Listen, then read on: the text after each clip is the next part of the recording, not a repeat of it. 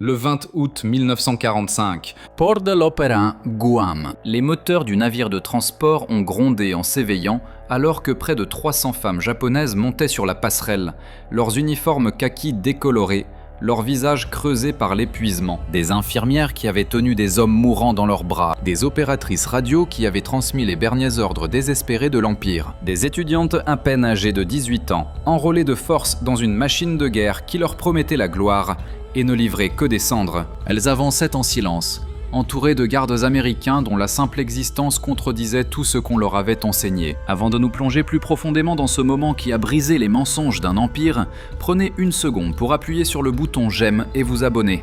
Dites-nous dans les commentaires d'où vous regardez. Que vous soyez à Tokyo, à New York ou quelque part entre les deux, cette histoire mérite d'être entendue. Les femmes ont embarqué lentement, jetant des coups d'œil aux marins américains. Ce n'étaient pas les petits hommes voûtés et mal nourris des affiches de propagande. Ces hommes se tenaient droits, les épaules larges, se mouvant avec une force décontractée qui semblait presque théâtrale. Une infirmière, Yuki Tanaka, écrivit plus tard dans son journal une seule ligne qui capturait la terreur croissante dans sa poitrine. Si tout ce qu'on nous a dit sur leur faiblesse était un mensonge, qu'est-ce qu'ils nous ont d'autre caché? La réalisation n'avait pas encore complètement pris forme. Mais alors que le navire s'éloignait des côtes dévastées de Guam, se dirigeant vers l'est en direction du continent, 300 femmes ont commencé un voyage de 10 jours qui démolirait la réalité fabriquée dans laquelle elles avaient vécu pendant des années. Elles pensaient qu'elles voyageaient vers l'emprisonnement. Elles ne savaient pas qu'elles naviguaient vers la vérité elles-mêmes. Pour comprendre le choc qui les attendait, vous devez comprendre le monde dans lequel elles avaient été élevées. Depuis les années 1930, les citoyens japonais avaient été nourris d'un récit soigneusement construit à travers chaque journal, chaque émission de radio, chaque cours en classe. L'Amérique était dépeinte comme une nation métisse, affaiblie par le mélange racial et la décadence capitaliste. Son peuple était paresseux, ses hommes ramollis par le luxe, ses femmes vulgaires. Les propagandistes de l'Empire peignaient un tableau de villes américaines s'effondrant, des usines silencieuses, des files d'attente pour le pain s'étendant sur des kilomètres. Ce n'étaient pas des mensonges aléatoires, c'étaient des armes psychologiques calculées, conçues pour rendre le sacrifice acceptable. Si votre ennemi était déjà mourant, votre propre famine avait du sens. Si leurs soldats étaient inférieurs, la mort de votre frère avait une signification. Le ministère de l'Information contrôlait chaque image, chaque statistique, chaque murmure qui parvenait au public. En 1945, la plupart des civils japonais croyaient sincèrement que l'Amérique était au bord de l'effondrement. Les femmes sur ce navire de transport portaient cette vision du monde fabriquée dans leurs os. Sachiko Yamamoto, une infirmière âgée de 22 ans, originaire de Hiroshima, avait passé 3 ans à soigner des soldats blessés dans des hôpitaux de campagne à travers le Pacifique. Elle avait regardé des garçons de son âge mourir, murmurant « Banzai », croyant que leur sacrifice sauverait la patrie. Elle avait passé des semaines à ne manger que du riz à queue et du poisson séché. On lui disait que les soldats américains mouraient de faim encore pire.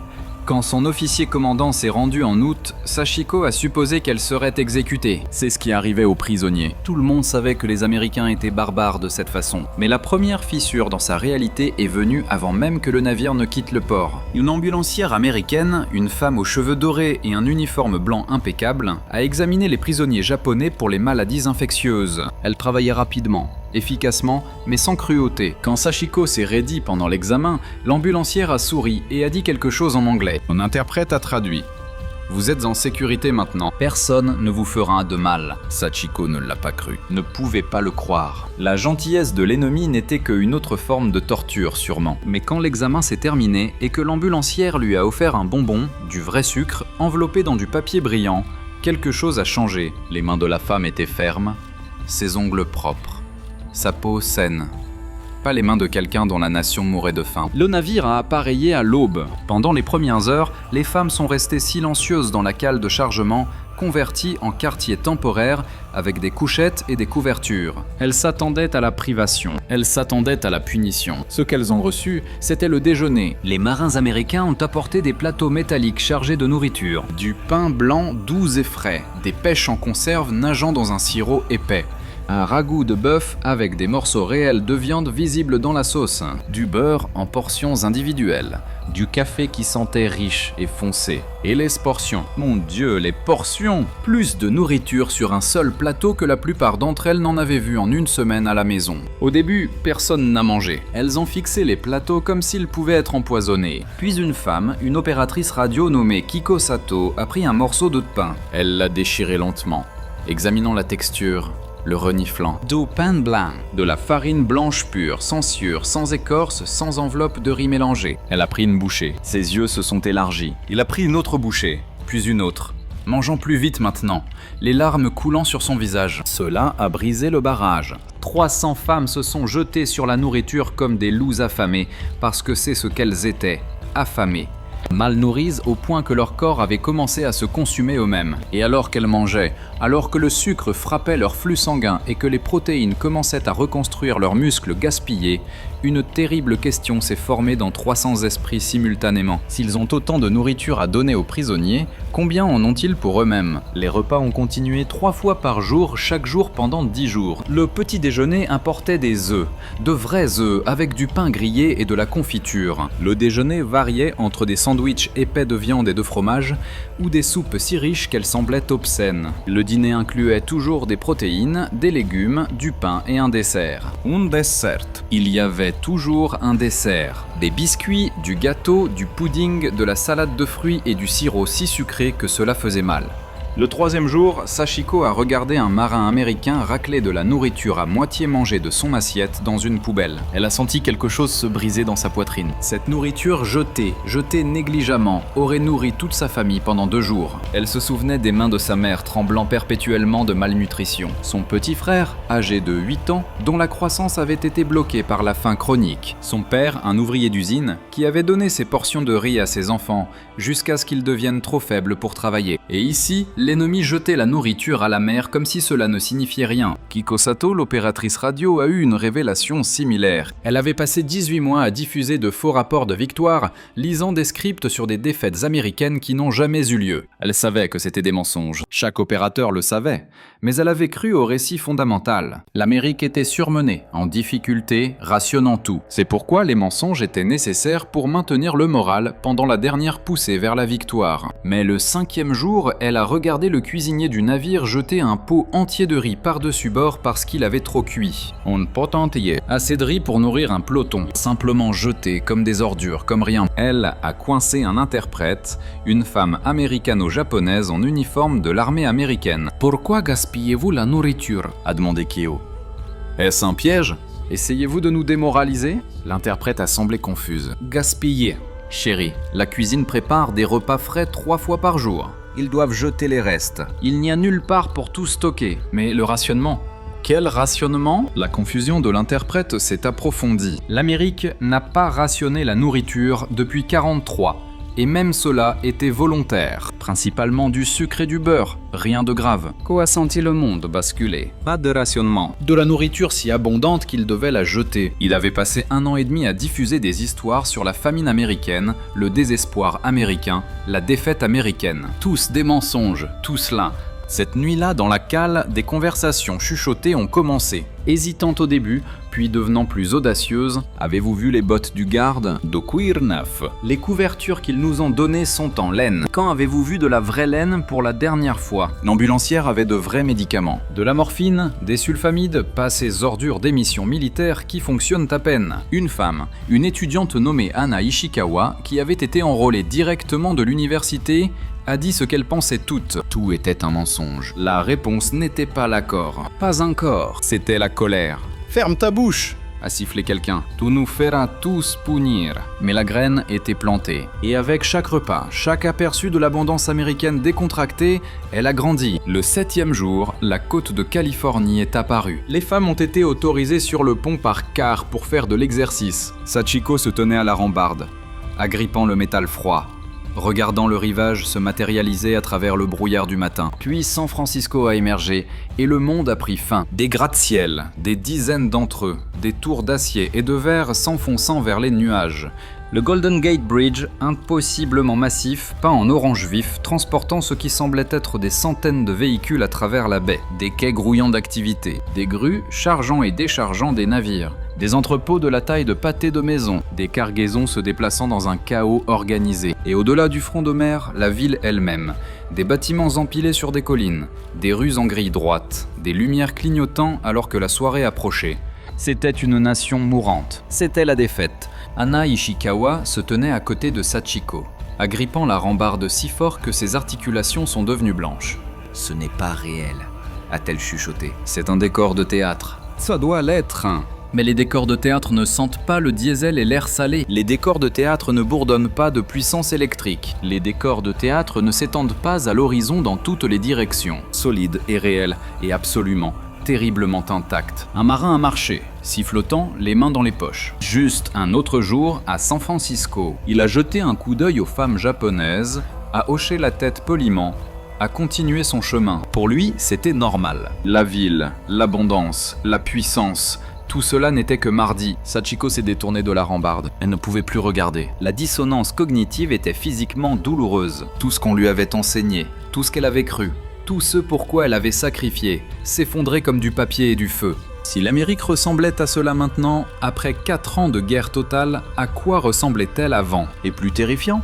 si c'était leur ville côtière, à quoi ressemblait leur cœur industriel? Le voyage en train vers l'intérieur a répondu à cette question avec une clarté brutale. Les femmes ont été transférées dans un train de passagers, un vrai train de passagers avec des sièges rembourrés et des fenêtres, et une voiture-restaurant, et transportées vers l'est en direction du Wisconsin. Pendant 3 jours, elles ont regardé l'Amérique défiler par les fenêtres comme un film de propagande en sens inverse. Des terres agricoles, infinies, impossiblement vastes. Des champs de blé doré au soleil d'automne s'étendant à des horizons qui semblent courbés avec la terre elle-même. Des vergers lourds de fruits, des arbres plantés en rangées parfaites. Des centaines d'acres soignés par des machines qu'elles n'avaient jamais vues auparavant. Du bétail paissant dans des pâturages si grands que les troupeaux ressemblaient à des points lointains. Des silos à grains aussi hauts que des bâtiments remplis de surplus que la nation ne pouvait même pas consommer. Yuki Tanaka, l'infirmière qui avait écrit cette première ligne prophétique dans son journal, était assise appuyée contre la fenêtre, regardant le Kansas s'estomper. Elle avait grandi dans un village agricole à l'extérieur d'Osaka. Elle connaissait l'agriculture,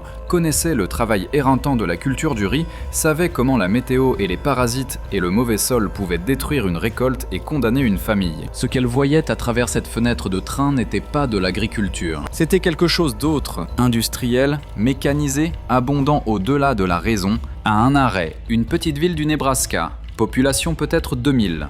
Des enfants jouaient sur le quai.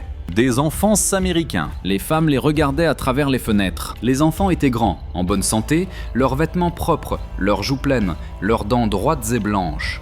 Ils riaient et se poursuivaient avec l'énergie irréfléchie des bien nourris. Sachiko pensait à son frère. 8 ans et à peine 4 pieds de haut, sa croissance définitivement bloquée. Ses enfants américains, certains plus jeunes que lui, se tenaient plus grands, pesaient plus, se mouvaient avec une force qu'il n'aurait jamais. La comparaison n'était pas seulement humiliante, c'était annihilante. Une fille, peut-être 10 ans, se tenait sur le quai en mangeant une pomme. Elle a pris 3 bouchées, a décidé qu'elle ne la voulait plus et l'a jetée dans une poubelle. 3 bouchées, puis des ordures. Sachiko a regardé cette pomme disparaître et a senti quelque chose de fondamental se briser dans sa compréhension du monde. Ce n'était pas seulement de l'abondance, c'était du gaspillage. Du gaspillage décontracté et insouciant, né d'une telle abondance profonde que la nourriture n'avait aucune valeur. Le 3e jour, le train a traversé Gary, Indiana. Des aciéries bordaient l'horizon. Des cheminées respirant le feu dans le crépuscule. Les hauts fourneaux brillaient en orange. Les aciéries fonctionnaient 24 heures sur 24, a expliqué l'interprète. 3 équipes. Elles avaient fonctionné de cette façon tout au long de la guerre, produisant de l'acier pour les navires, les chars et les avions. Produisant tellement d'acier que l'Amérique avait construit plus de navires en 1943 seul que le Japon n'en avait construit dans toute son histoire, Kosato a fixé ses aciéries et a fait des calculs dans sa tête. Elle avait été une étudiante en mathématiques avant la guerre, recrutée dans les opérations radio en raison de ses compétences techniques. Elle connaissait les chiffres, et les chiffres qu'elle calculait maintenant ne signifiaient pas seulement la défaite, ils signifiaient l'impossibilité. Le Japon n'a jamais eu une chance. Pas contre cela. Pas contre une nation qui pouvait déployer des armées et les nourrir bien et faire fonctionner des aciéries autour de l'horloge et avoir encore assez de restes pour jeter de la nourriture et laisser les enfants gaspiller des pommes. Nous n'aurions jamais pu gagner, a-t-elle dit à haute voix. Plusieurs femmes se sont tournées pour la regarder. Personne n'a protesté. Camp McCoy, Wisconsin. Le train a ralenti en gare et des autobus ont transporté les femmes les derniers kilomètres jusqu'à leur détention. Elles se sont préparées à la prison. Du fil barbelé, du béton, des tours de garde. À la place, elles ont trouvé des baraquements en bois avec des poêles de chauffage, des douches chaudes, une salle à manger servant 3 repas par jour et une cour de récréation avec de la vraie herbe. La première douche en a brisé des dizaines, de l'eau chaude, infinie et propre. Sachiko s'est tenue sous le jet pendant 20 minutes, le savon s'accumulant à ses pieds, sanglotant. Quand avait-elle été vraiment propre pour la dernière fois? Au Japon, le savon avait disparu il y a des années. Les civils se lavaient avec de la cendre et de l'eau froide et des prières. Ici, le savon venait en boîte. Les gardes américains l'ont distribué librement comme s'il ne coûtait rien parce que pour l'Amérique, ce n'était pas le cas. Les mêmes usines qui construisaient des bombardiers pouvaient noyer le monde dans le savon. Le contraste était insupportable. Puis sont venus les examens médicaux. Des médecins de l'armée, des hommes et des femmes ont mesuré, pesé et testé. Ils ont enregistré la densité osseuse, les niveaux de vitamines, les parasites. Les chiffres les ont horrifiés. La femme moyenne mesurait à peine 5 pieds de haut et pesait 90 livres. Nous avons besoin d'un programme de réalimentation immédiatement. Un médecin a dit, leurs corps se consomment eux-mêmes. Les femmes japonaises étaient abasourdies. Les infirmières américaines ressemblaient à une espèce différente. Plus grande, plus forte, la peau claire, en bonne santé. Même les remarques désinvoltes faisaient mal. Gravement insuffisanza ponderale. Ce niveau de malnutrition serait de la maltraitance d'enfants aux États-Unis. Hana Ishiawa a presque ri. Elle se sentait bien. Tout le monde au Japon se sentait ainsi. Mais pour les Américains, la santé japonaise normale ressemblait à une crise. Cette nuit-là, des chuchotements se sont propagés dans la caserne. Quelqu'un a produit un journal de San Francisco contrebandé, rempli d'histoires de grève du travail, de salaires élevés, de surplus alimentaires envoyés en Europe. Il n'essayait même pas, murmura quelqu'un. Sachiko a pensé au garçon qu'elle avait regardé mourir.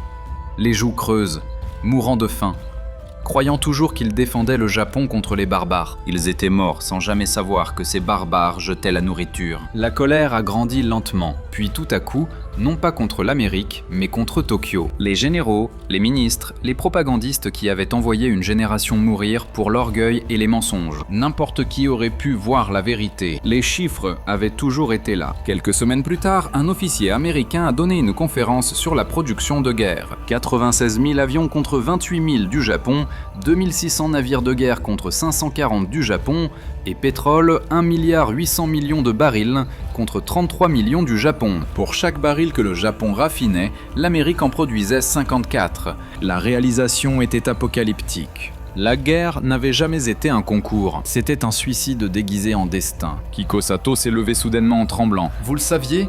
dit-elle en anglais cassé puis plus fort. Ils connaissaient ces chiffres et nous ont envoyés quand même. Personne ne l'a contredite. La vérité n'avait besoin d'aucune défense. Les dirigeants du Japon avaient parié l'esprit contre l'acier et avaient tout perdu. L'automne s'est transformé en hiver au camp McCoy. La neige recouvrait la cour et les femmes se sont adaptées. Certaines ont pratiqué l'anglais avec les gardes. D'autres ont rempli des cahiers, reconstruisant les mines affamées par la propagande. La bibliothèque est devenue un refuge. Sachiko a lu sur l'agriculture américaine, les tracteurs, la rotation des cultures, les universités enseignant l'agriculture. Pendant la Grande Dépression, elle a appris que les États-Unis avaient payé les agriculteurs pour ne pas cultiver de nourriture. Son pays avait faim, tandis qu'un autre payait pour le surplus. Hana a étudié l'éducation. Les lycées étaient gratuits, les universités ouvertes aux femmes. Elle avait été retirée du collège pour la guerre, tandis que ses pairs américains devenaient des ingénieurs. Yuki, une infirmière, a appris la médecine moderne aux côtés des ambulanciers américains. Les antibiotiques, la stérilisation, la chirurgie. Quand les colis de la Croix-Rouge sont arrivés, savon, livres, cosmétiques, les femmes les ont ouverts comme un trésor. Fumiko Nakamura a levé une barre de savon et a ri amèrement. « Nous sommes des prisonnières », dit-elle. et il nous donne cela. Qu'est-ce que cela fait de notre gouvernement, qui nous a donné de la sciure et des mensonges? Les lettres du Japon ont commencé à arriver, censurées, mais révélatrices. L'occupation a nourri des millions de personnes. L'empereur avait renoncé à la divinité. Tout ce qui était sacré se dissolvait. Puis sont venues les photographies d'Hiroshima et de Nagasaki, des villes aplaties, des ombres brûlées dans les murs. Sachiko a regardé engourdi. Si les dirigeants du Japon avaient su que la guerre était perdue, chaque mort après 1942 était un meurtre. La rage a finalement éclaté. Ils le savaient, a crié Kao. Ils nous ont envoyés quand même. La caserne s'est dissoute en pleurs. Les gardes n'ont rien dit, les femmes n'avaient pas tort. En avril 1946, des navires attendaient pour les ramener à la maison. Dans les entretiens, Sachiko a dit ce qui l'avait le plus choqué n'était pas l'abondance, c'était le gaspillage. « Vous pouvez vous permettre d'être négligent », a-t-elle dit à un officier. « Nous ne pouvons pas nous permettre de respirer mal », Anna a ajouté. « Vous ne pouvez pas vaincre une nation qui nourrit ses enfants si bien qu'ils peuvent gaspiller de la nourriture. Vous ne pouvez que devenir cela. » Alors que le navire quittait San Francisco, 300 femmes ont regardé l'horizon s'estomper. « Ils n'ont pas caché leur force », a écrit Sachiko. « Nous avons caché notre faiblesse. C'était notre véritable défaite. »